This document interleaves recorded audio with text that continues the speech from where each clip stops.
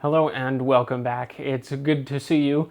You've arrived on a particularly celebratory occasion because today is Independence Day. It's July 4th, on which we celebrate the signing of the Declaration of Independence. My family has a particularly good tradition that we've established over the last several years. I think really since essentially all of the kids have become adults and have our own families. But we, of course, get together and we've made a tradition of reading the Declaration of Independence. Usually it's not just one person, but someone will start and we'll kind of go around and at least most of, or a couple of the boys, the men, will read part of the Declaration and we'll read it all the way through just as a family. And it's of course, an excellent reminder because so few occasions actually come with an enduring document that you can always reference back to for why you celebrate a particular thing. And I thought I might share some of that with you because honestly, I don't know, particularly if you're American, I really don't know how many times you would ever be in a situation where through school or whatnot, you would have read several times the Declaration and some of our other founding documents, the Constitution, or even some of the Federalist Papers. I certainly never did going through public high school. I don't think I actually ever looked at those even in U.S. history or U.S. government classes. I was exposed to it because I was homeschooled before high school years, but that's really the exception and certainly not the rule. So I thought it would be good. It would be a good discipline for us to read some of the Declaration of Independence.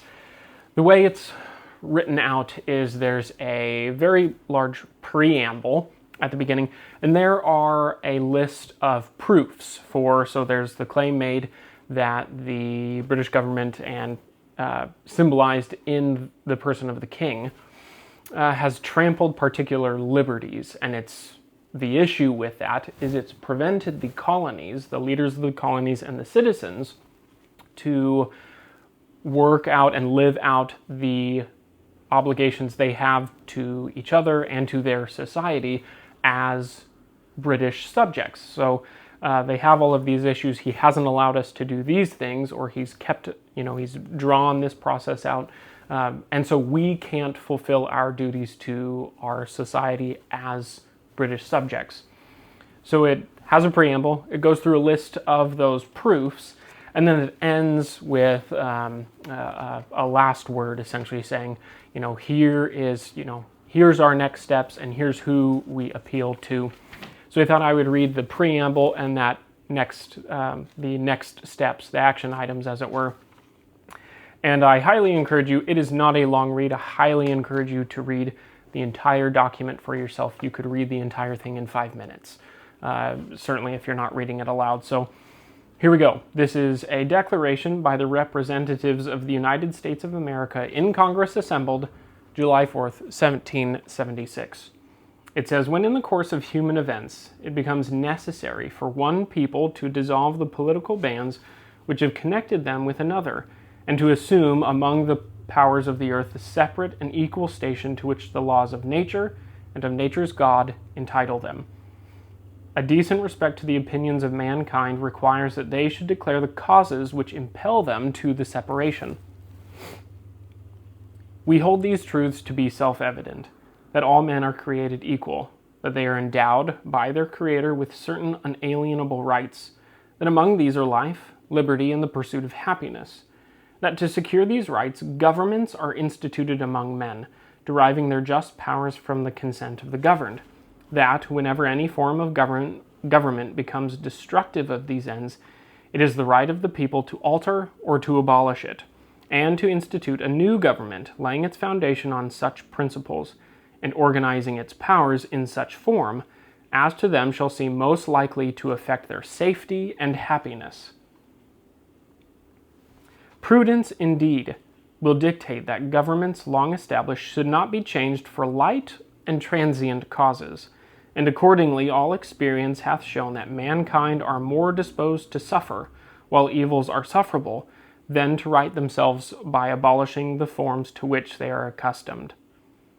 But when a long train of abuses and usurpations pursuing invariably the same object evinces a design to reduce them under absolute despotism, it is their right, it is their duty, to throw off such government and to provide new guards for their future security. Such has been the patient sufferance of these colonies, and such is now the necessity which constrains them to alter their former system of government. The history of the present King of Great Britain is a history of repeated injuries and usurpations, all having in direct object the establishment of an absolute tyranny over these states. To prove this, let facts be submitted to a candid world. Then goes through the proofs, and it ends. We, therefore, the representatives of the United States of America in General Congress assembled, appealing to the Supreme Judge of the world, God, for the rectitude of our intentions, do in the name and by the authority of the good people of these colonies solemnly publish and declare that these united colonies are, and of right ought to be, free and independent states, that they are absolved from all their allegiance to the British Crown, and that all political connections between them and the state of Great Britain is and ought to be totally dissolved, and that as free and independent states they have full power to levy war, conclude peace, contract alliances, establish commerce, and to do all other acts and things which independent states may of right do. And for the support of this declaration, with a firm reliance on the protection of divine providence, we mutually pledge to each other our lives, our fortunes, and our sacred honor.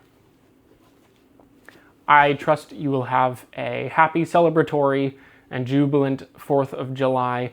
Happy Independence Day.